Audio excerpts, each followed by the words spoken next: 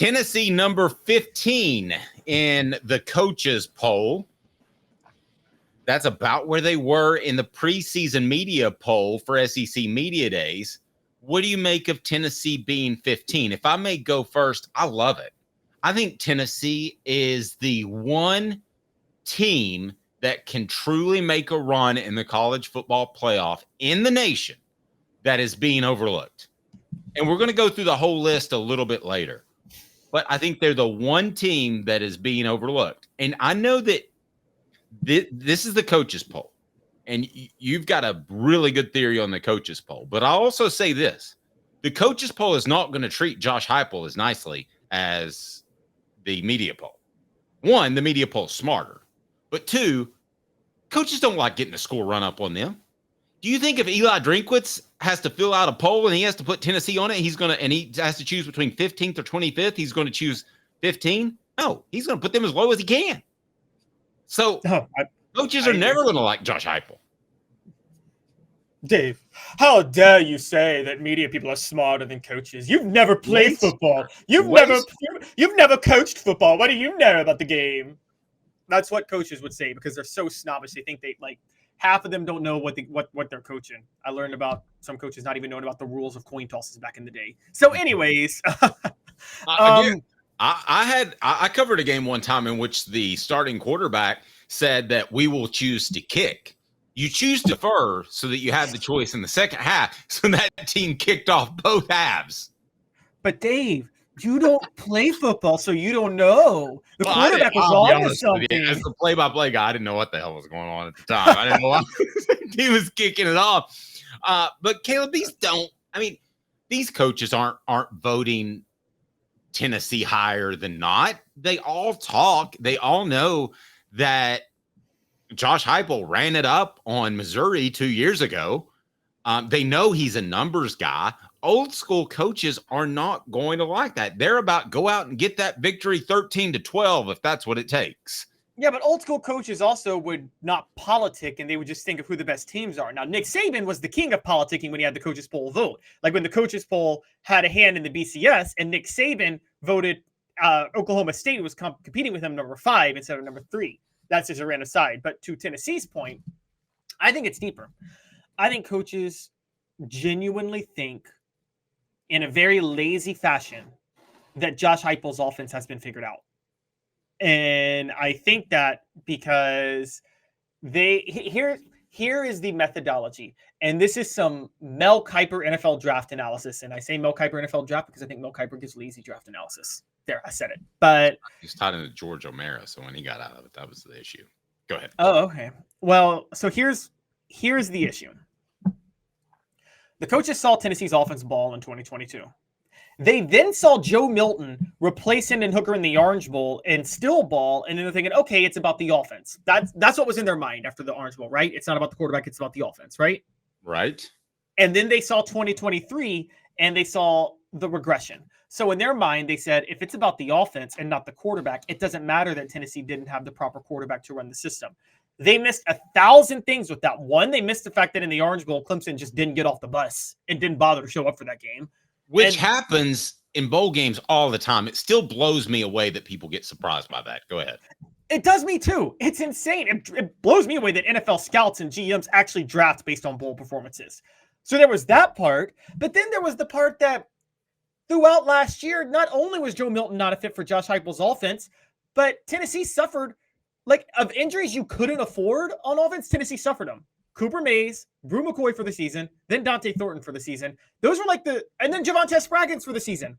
That's like a who's who of players you don't want to lose for the year, say for maybe Dante Thornton, but the others might have been the 4 most important players on the offense. So Joe Milton already wasn't a fit, was playing with one hand tied behind his back. Tennessee still managed to go 9-4, by the way. And, I want to point out that Joe Milton, if this offense has been figured out, was still one of the most efficient passers in college football last year because of Heupel's system. And Tennessee finished number 17 last year. And you think now, with them fully healthy and having a quarterback that everybody believes is generational, they would only go up to number 15? in 2024, that's a lack of research. Russ Tastic on the message board pointed out Tennessee is a contender this year. Lots of folks want to affirm it, but history says UT will flop. This ain't you, and it's not us. You're right, Russ. Let me ask you this question, though. Does the history hurt Tennessee in some of these preseason polls? Yes, it's like horoscopes. And what I mean by that is humans. Horoscopes? What now? Humans subconsciously create patterns that aren't there. That's a human nature thing. So it's human nature to think Tennessee has struggled in the past. They're going to struggle this year. It just is a thing that exists. Okay. It's the same way people say following a legend doesn't work out in coaching. That's just not true. It's not borne out in fact. All right. Plenty of coaches have followed legends and have had success following legends. So I think that the issue is that humans create patterns, and coaches and media analysts will do it too. And they'll say Tennessee has flopped all the way dating back to 2005. We can say when they were number 3 and finished 5 and 6, the thought process has been Tennessee flops when they have expectations. A lot of the issues with that is what they never pay attention to. But coaches should look at X's and O's and Jimmys and Joes. Yeah, everybody creates those patterns. I think it's stupid that people create those patterns, but they do. I mean, people thought that Peyton Manning being in attendance was what was costing Tennessee football wins, not the fact that Tennessee just sucked. Okay. Let me ask you this, because this may be where we differ. Let's say there's 100 voters in the coaches poll. How many actually sit down and fill out their ballot? That's the other part of them being lazy that I'll let you dive into, Dave. I'm going to say 5. You think only 5? Oh, fill out their ballot? Yes. I think, and there's not that many voters. I'm just using a round number for percentages.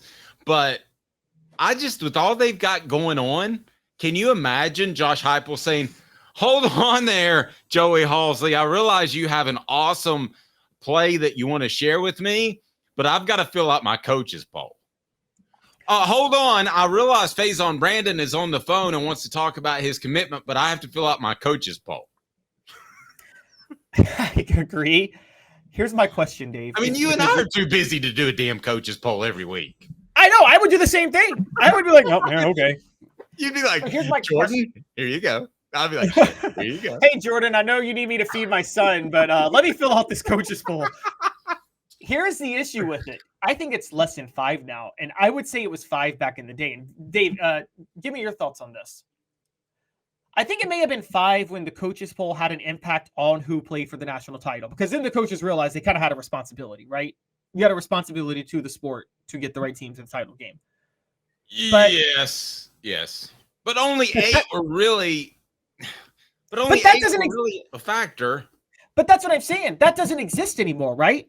So what's the point of even wasting your time? The coaches poll has no impact on that. Now, I think personally the coaches poll, I take media polls seriously and coaches polls, because I do think college football is a sport that media members should be proud of, dating back to the days of Grantland Rice, who we all know, Nashville legendary writer from the early 1900s who helped make the sport popular. It is a sport that really was made by media and by like rankings more than any other sport. So for tradition's sake, I hold it dear. And I think it does affect recruiting to a certain degree, but that's minuscule. I'm reaching though, right? Adam's making me laugh a little bit. It doesn't take long to write down 25 teams on a piece of paper if you don't care. I mean, and if you have an agenda to say, Tennessee just beat the hell out of me in 2022, I'm going to knock them down a couple of slots. I mean, but yes, you literally could use the restroom and write down 25 teams on a piece of paper. I'm not arguing with that, but if you're going to do it right, and I know people that have been in the AP voting, and Caleb, I would highly encourage if anybody asks you to be in the AP voting that you politely decline, because you should spend a couple hours on a Sunday morning, because it should be volatile. It should be extremely volatile, but it's typically not. It's typically like a jump teams ahead of you.